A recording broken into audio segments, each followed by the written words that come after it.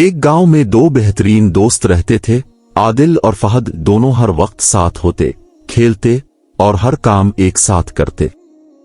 इनकी दोस्ती पूरे गांव में मशहूर थी। लोग उनकी मिसालें देते और कहते कि ऐसी दोस्ती आज के जमाने में बहुत नायाब है।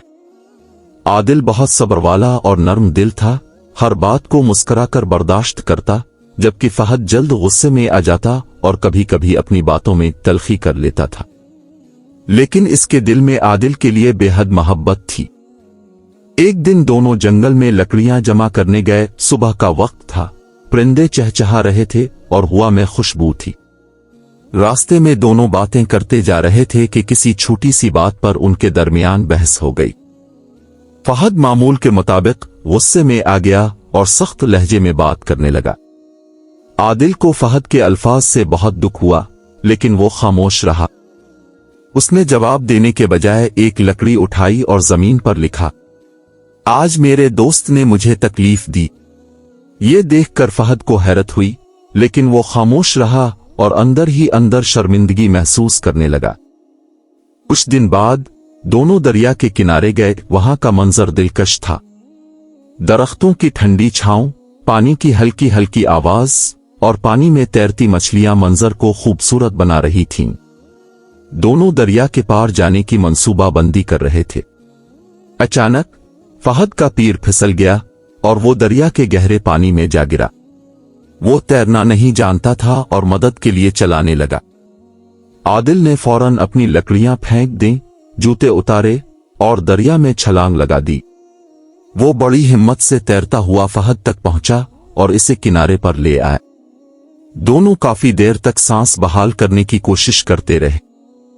फहद ने आदिल का हाथ थाम कर कहा, तुमने मेरी जान बचाई।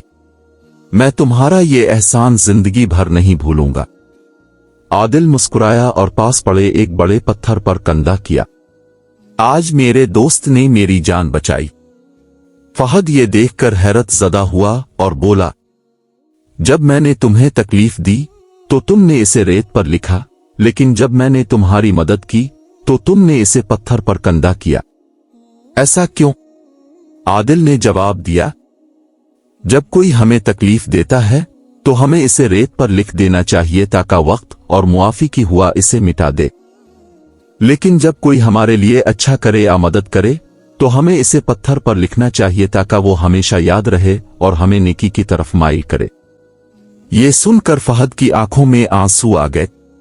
वो आदिल से गिले लगा और कहा, तुमने मुझे आज दोस्ती का सबसे कीमती सबक दिया है।